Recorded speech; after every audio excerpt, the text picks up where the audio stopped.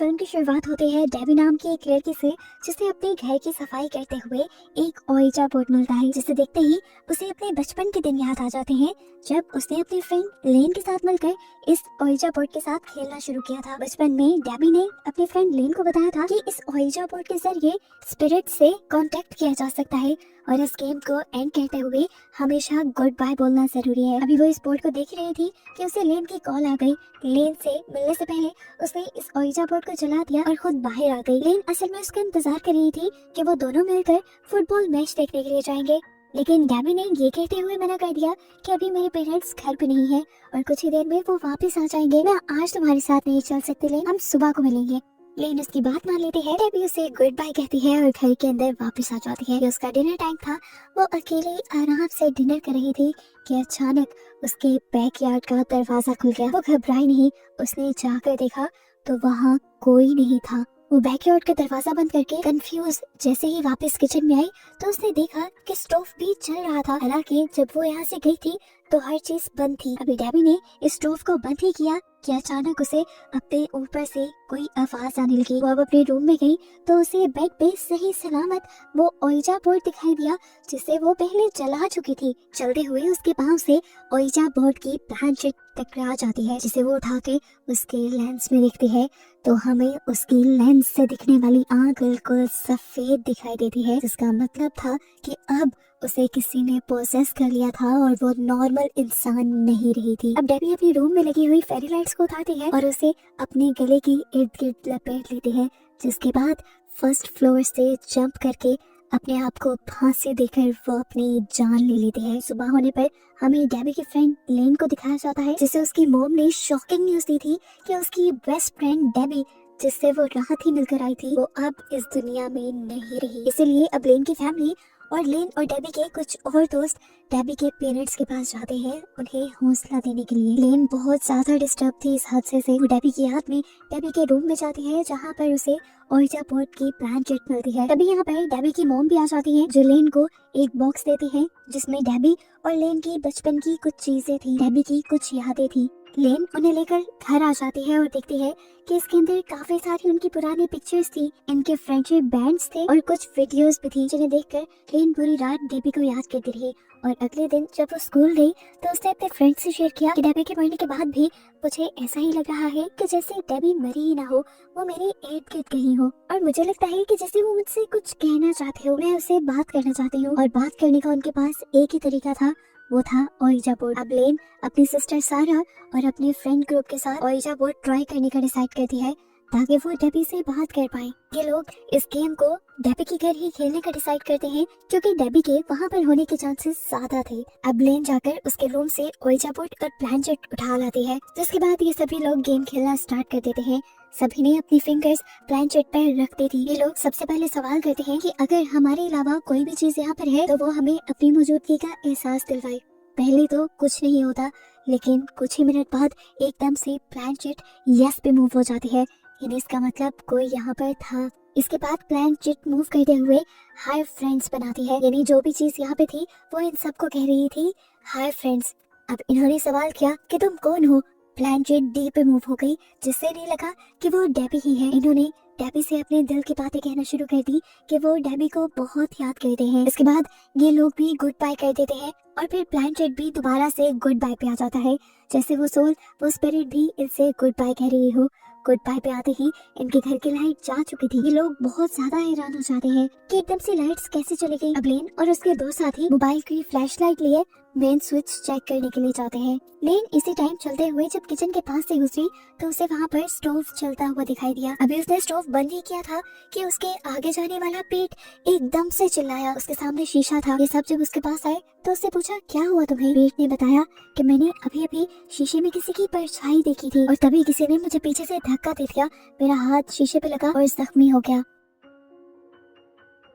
ये सब जो हुआ ये बहुत ज्यादा डरा देने वाला था, इसलिए ये सब फौरन इस घर से बाहर निकल आए और अपने अपने घर चले गए। लेकिन आज के बाद से हर एक के साथ अजीबोगरीब काम होना शुरू हो जाते हैं। जैसे इनका एक दोस्त ट्रेवर जब कहीं जा रहा था तो एकदम से उसके सामने ट्रॉली आ गई जिससे उसका एक्सीडेंट होते होते बचा। और फिर अचानक से उसके सामने दीवार पर हाय फ्रेंड्स लिखा हुआ आ गया। दूसरी तरफ इनकी दूसरी दोस्त इजाबेल जब अपने घर जाने लगी तो उसे अपनी कार पे हाय फ्रेंड्स लिखा दिखाई दिया। यहाँ तक कि पीट को भी अपने डेस्क पर हाय फ्रेंड लिखा हुआ दिखाई दिया। यहाँ लेन को भी अपने घर अपने लैपटॉप पे हाय फ्रेंड्स लिखा दिखाई दिया। और ये सारे अलग अलग बहुत ज्यादा परेशान हो गए। सुबह जब ये स्कूल में मिले तो इन सब ने अपने साथ होने वाले इन इंसिडेंट को आपस में शेयर किया और इन्होंने बात की कि लगता है डेबी इन सब से कुछ कहना चाहती है। इसीलिए इन्होंने फैसला किया कि जल्द ही ये ओइजा बोर्ड वाली गेम दोबारा खेलेंगे ताकि ये डेबी से बात कर पाए और जान पाए कि आखिर वो कहना क्या चाह रही है। अब ये डिसाइड करने के बाद रात को दोबारा सारे डेबी के घर आ जाते हैं। उसी डाइनिंग टेबल पर ये लोग दोबारा ओइजा बोर्ड सेट करते हैं और अपनी फिंगर्स रख कर बैठ जाते हैं। सबसे पहले इन्होंने सवाल किया कि डेबी अगर तुम हमारे पास हो तो हमें कोई इशारा दो। और ये कहते ही उनकी सामने वाली चेयर सिरक जाती है। ये लोग घबराए नहीं और इन्होंने दूसरा सवाल किया कि क्या तुम डेबी ही हो। और प्लानचेट एकदम से नो की तरफ मूव हो गई, यानी वो डेबी नहीं थी। अब प्लानचेट डी और जेड की तरफ मूव होता है, यानी ये जो भी स्पिरिट थी उसका नाम डी और जेड से बन रहा था। इसके बाद तेजी से प्लानचेट एक के बाद एक लफ्ज की तरफ मूव होने लग जाती है और ये लोग देखते हैं कि प्लानचेट के जरिए स्पिरिट ने लिखा था रन मदर इज कमिंग, यानी भागो मॉम आ रही है। उसके ये कहते ही उनका ओइजा बोर्ड हवा में उड़ जाता है। ये चारों चिल्लाते हैं और यहाँ से भाग जाते हैं। अब लेन घर पे आ जाती है। लेन डेबी के लिए बहुत ज्यादा उदास थी। वो दोबारा डेबी की वीडियोस देखने लगी और इन्हीं वीडियोस में से डेबी ने एक वीडियो में इस ओइजा बोर्ड के बारे में बताया था। ये ओइजा बोर्ड असल में डेबी का नहीं था, उसे तो ये इसी घर से मिला था जो पुराने घर के ऑनर्स का था। उसे मिला था ये एटिक की सफाई करते हुए। ये जानकर लेन ने फैसला किया कि वो अगले दिन डेबी की एटिक में जरूर जाएगी। असल में वो जानना चाहती थी कि जो सोल्स उनसे बातें कर रही है वो कौन है और क्या उनका ताल्लुक डेबी के घर में रहने वाले पुराने लोगों से तो नहीं। अगले दिन वो एटिक में चली जाती है और वहाँ पुरानी रहने वाली फैमिली की उसे काफी सारी चीजें मिलती हैं और पिक्चर्स भी। और यहीं से उसे ये भी पता चल जाता है कि पहले इस घर में जेंडर फैमिली रहा करती थी, जिनके बारे में जब वो सर्च करती है तो उसे शॉकिंग न्यूज पता चलती है। इस फैमिली में 3 औरतें थी, एक मदर और 2 बेटियां, जिसमें से एक का नाम डोरिस और दूसरी का नाम पॉलिना था। यहाँ पर जो कुछ भी हुआ था वो बिल्कुल नॉर्मल नहीं था। छोटी बहन डोरिस एक अजीब तरीके से इस घर से गायब हो गई थी और पूरी दुनिया से आज तक उसका कोई सुराग नहीं मिला, जबकि उसकी बड़ी बहन पोलिना उसे उसके मोम के मर्डर के जुर्म में गिरफ्तार कर लिया गया था और जब उसे रिहा किया गया तो तब उसे मेंटल हॉस्पिटल में छोड़ दिया गया। अब लेन पोलिना से मिलने का फैसला करती है ताकि वो जान पाए कि आखिर उस घर में चल क्या रहा है। वो पोलिना से मिलती है और उनसे ये जानने की कोशिश करती है कि आखिर उस घर में ऐसा क्या है जिसने उनसे बात की। तो पोलिना ने अपनी फैमिली का बैकग्राउंड बताना शुरू किया। उसकी मॉम असल में ऐसे ही बहुत से स्पिरिचुअल रिचुअल्स किया करती थी जिनसे वो स्पिरिट से कांटेक्ट कर पाए। एक वक्त में वो सिर्फ अपने हस्बैंड से ही कांटेक्ट करना चाहती थी, लेकिन बाद में उन्होंने अपना बिजनेस बना लिया। उन्हें एक ऐसा मीडियम चाहिए था जो स्पिरिट्स की आवाजें उन तक पहुंचा सके।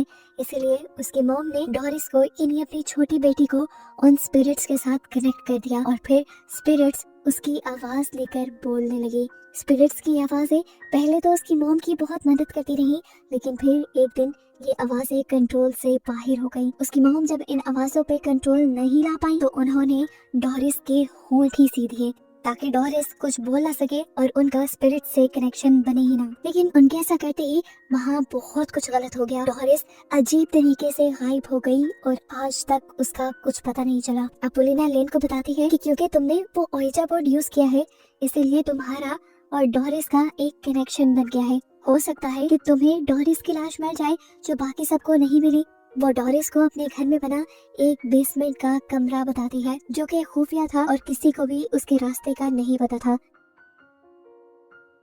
पोलिना को लगता था कि उसकी बहन की लाश वहाँ पे हो सकती है। पोलिना बताती है कि इन सब चीजों को खत्म करने का बस एक ही तरीका है कि तुम जाओ डोरिस की लाश को ढूंढो और उसके होंठों को खोल दो, जिसके बाद वो आजाद हो जाएगी और तुम लोग भी इन सारी चीजों से आजाद हो जाओगे। लेन घर आकर ये सारी बातें अपने दोस्त को बताती है। सभी लोग जो डरे हुए थे वो अपने आप को किसी मुश्किल में डालना नहीं चाहते थे, इसीलिए उन्होंने फैसला किया कि वो पोलिना के कहे के मुताबिक डोरिस की लाश को ढूंढकर उसके होंठ काट देंगे ताकि सब दोबारा से बिल्कुल नॉर्मल हो जाए। अब लेन की बहन सारा, ड्राइवर और पीट चारों डेबी के घर के अंदर उस बेसमेंट में चले जाते हैं जिसका पोलिना ने बताया था।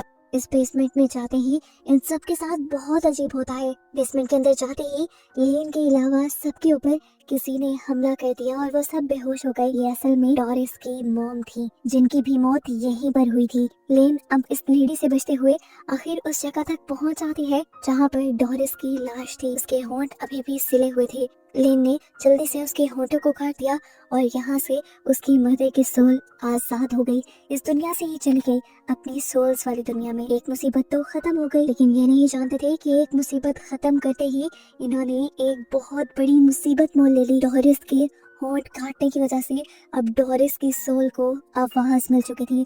वो और भी ज्यादा ताकतवर बन चुकी थी। इस बात का अंदाजा इन्हें उस टाइम तो नहीं हुआ, लेकिन अगले दिन हुआ जब पीट को डोरिस ने पोसेस कर कर उसके होंठ सीकर बिल्कुल इसी तरह जैसे उसके सिले हुए थे उसके बाद मार डाला। अब लेन ये बात जानते ही जल्दी से पोलिना के पास जाती है, उससे पूछने के लिए कि ये सब हो क्या रहा है। जैसा उसने कहा था उसके मुताबिक उन्होंने सब कर दिया था, लेकिन उसके बावजूद भी उनका एक दोस्त कैसे मर गया और बिल्कुल उसी तरीके से उसके मुंह क्यों सिले हुए हैं जैसे डोरिस के सिले हुए थे। तब पोलिना उसकी बात सुनकर पागलों की तरह हंसने लगी। उसने कहा, बस मैंने तो तुम्हारे साथ एक खेल खेला था अपनी बहन को छुड़वाने के लिए। तुमने उसका मुंह खोल दिया जिससे वो आजाद हो गई और अब वो आ रही है तुम सबको मारने के लिए। अब लेन बहुत ज्यादा परेशान हो चुकी थी। वो तो बुरी तरह फंस गई थी पोलिना की बातों में। टेंशन में वो आकर अपनी बहन सारा से डिस्कस करती है और ये लोग अपनी ग्रैंड माँ से इन चीजों का हल मांगने के लिए चले जाते हैं। सबसे पहले वो अपनी सारी स्टोरी ग्रैंड माँ को बताते हैं कि किस तरह ये सब स्टार्ट हुआ था, लेकिन अब ये लोग बुरी तरह फंस चुके थे। इन सब की जान खतरे में थी और ये इन सारी चीजों से निकलना चाहते थे। ग्रैंड माँ बताती है क्योंकि उस ओइजा बोर्ड और डोरिस का ताल्लुक है, तो ओइजा बोर्ड और डोरिस की बॉडी एक साथ जला देने से ये सारे कनेक्शन खत्म हो जाएंगे और तुम लोग आजाद हो जाओगे। अब सब कुछ नॉर्मल करने के लिए दोबारा सारा, लेन और ट्रेवर एक मिशन पे निकल जाते हैं। ये लोग डेबी के घर के बेसमेंट में आ गए थे अपनी ग्रैंड माँ का कहा हुआ काम करने के लिए, लेकिन यहाँ जाते ही डोरिस ने सबसे पहले ट्रेवर को पोसेस कर लिया और उसको मार डाला, जिसके बारे में लेन और सारा को पहले पता ही नहीं चला। वो तो ओइजा बोर्ड को लेकर पहले नीचे गए। अब लेन जल्दी से फर्नेस चलाने लगी थी ताकि वो डोरिस की डेड बॉडी और इस ओइजा बोर्ड को एक साथ चला सके, लेकिन पीछे से हमें दिखाया गया कि डोरिस ने सारा को पकड़ लिया था और वो उसे उस खुफिया कमरे में ले जाने लगी थी जहाँ पर उसे मारा गया था। तो अब सारा के होंठ सीने वाली थी। इससे पहले कि सारा मर जाती या उसे कुछ हो जाता, लेन के जहन में एक आइडिया आता है। वो यहाँ बैठी ओइजा बोर्ड गेम खेलने लग जाती है क्योंकि वो जानती थी इस गेम के जरिए आसपास की सोल को उनके पास आना ही पड़ता है। उसका ये प्लान वर्क भी कर गया और उसके ये गेम स्टार्ट करते ही यहाँ पर डोरिस भी आ गई। डोरिस इस गेम को बंद करना चाहती थी, इसीलिए वो फौरन ओइजा बोर्ड की प्लानचेट को गुड बाय की तरफ लेके जाने की कोशिश करती है, जहाँ पर लेन पूरी ताकत के साथ उसे ऐसा करने से रोक रही थी।